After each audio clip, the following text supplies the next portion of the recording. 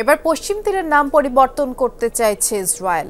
এরই মধ্যে দেশটির পার্লামেন্টে এ সংক্রান্ত একটি বিল পাশ হয়েছে এবং বিল অনুযায়ী পশ্চিম তীর নয়, সব নথিপত্রে জুডেয়া ও সামারিয়া নামে অভিহিত হবে জর্ডান নদীর পশ্চিম তীরবর্তী এই অঞ্চল। ইহুদিদের দাবি ঐশ্বরিক গ্রন্থ বাইবেল অনুযায়ী এটি ওই অঞ্চলটির প্রকৃত নাম। নেতানিয়াহু প্রশাসনের এমন পদক্ষেপে স্বভাবতই ক্ষুব্ধ ফিলিস্তিন। অভিযোগ, পশ্চিম তীরে দখলদারিত্ব আরও শক্তপোক্ত করতেই নতুন ফন্দি ইসরায়েলি প্রশাসনের। জেনেক্সে শিফট করো, লাইফকে লিফট করো। গাজা থেকে ফিলিস্তিনিদের উৎখাতের পরিকল্পনার পর এবার পশ্চিম তীরের নাম বদলে ফেলতে চাইছে ইসরায়েল।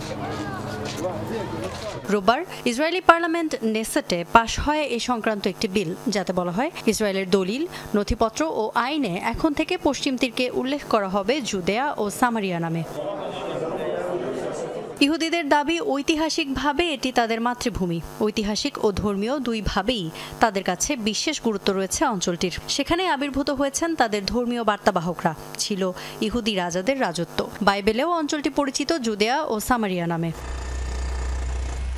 ইসরায়েলের এমন পদক্ষেপকে অবৈধ, অবাস্তব ও আন্তর্জাতিক আইনের স্পষ্ট লঙ্ঘন বলছে ফিলিস্তিন। অভিযোগ, পশ্চিম তীরে দখলদারিত্ব আরও শক্তিশালী করার পায়তারা এটি। স্বাধীন ফিলিস্তিন রাষ্ট্র প্রতিষ্ঠার সম্ভাবনাকে উড়িয়ে দিয়ে এই সিদ্ধান্ত আরও উস্কে দিচ্ছে সংঘাতকে।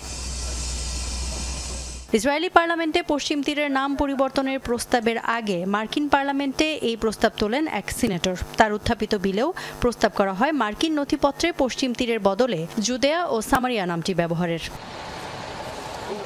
1967 সালে আরব ইসরায়েল 6 দিনের যুদ্ধে জর্ডান নদীর পশ্চিমাঞ্চলীয় এলাকাটির দখল নেয় ইসরায়েল। তারপর থেকেই এর নিয়ন্ত্রণ নিয়ে ফিলিস্তিন ও ইসরায়েলের মধ্যে চলছে বিরোধ। 1990 সালে অসলো চুক্তির মধ্য দিয়ে 3 ভাগে ভাগ করা হয় পশ্চিম তীরকে। এক ভাগ ফিলিস্তিনের, এক ভাগ ইসরায়েলের এবং অপর অংশে দুপক্ষের নিয়ন্ত্রণের কথা বলা হয়। এমন জটিল পরিস্থিতির কারণে বহুকাল ধরেই পশ্চিম তীরের নাম নিয়ে ইসরায়েলে এমনকি আন্তর্জাতিক মহলেও রয়েছে সংশয়। ইসরায়েলে কখনো পশ্চিম তীর, কখনো জুদেয়া ও সামারিয়া, আবার কখনো শুধু দ্য এরিয়া বা অঞ্চলও ব্যবহার করা হয়। জাতিসংঘের নথিতে এই অঞ্চলকে উল্লেখ করা হয় অধিকৃত ফিলিস্তিনি ভূখণ্ড হিসেবে। ইফাত আরা খন্দকার, যমুনা নিউজ।